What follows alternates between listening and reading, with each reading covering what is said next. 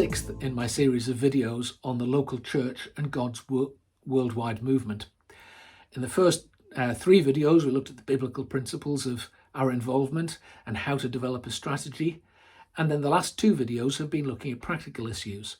And in this one, I'd like to look at another practical issue, that is the question of supporting national or Indigenous missionaries, supporting missionaries from other countries, either working in their own country, another country, or even coming to the UK. Now, at root, I think this is a good idea. It's a good principle. It's something we should do.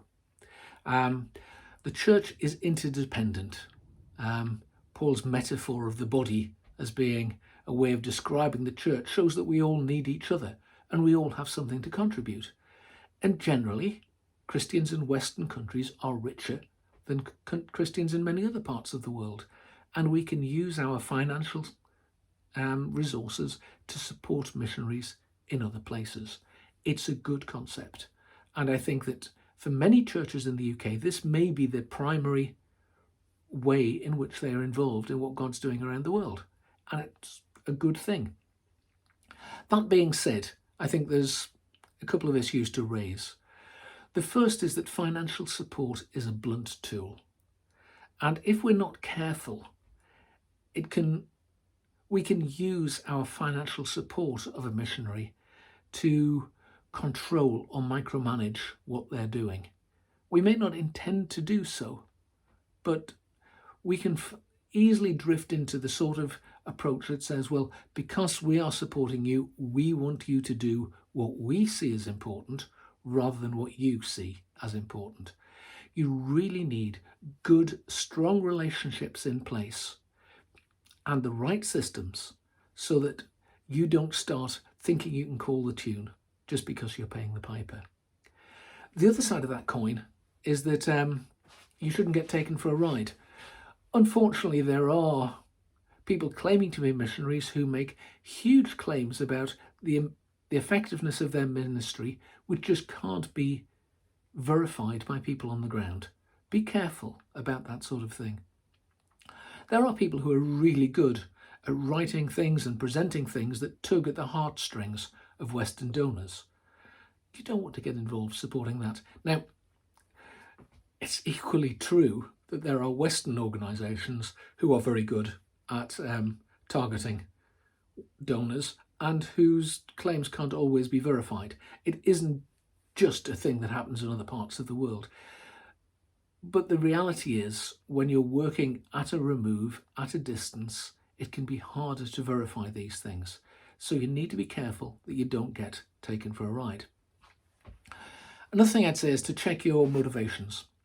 There are a number of organisations who make the pitch that it is cheaper to support a missionary in another part of the world, from another part of the world, than to support a Westerner because you don't have to give them so much money. Now, this might be true, but just listen to what that is saying.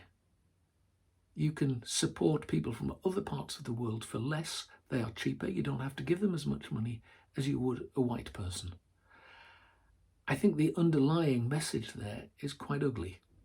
I'm very, very uncomfortable with that. Support national Indigenous missionaries for the right reasons, not just because they're cheap. That is not nice. And check your attitudes. Would you allow the missionary you are supporting to preach in your own church? And if not, why not? If they are good enough to be working in their own country, to be leading churches, to be planting churches, why wouldn't you be willing to see them take a lead, take a role in your own church from time to time?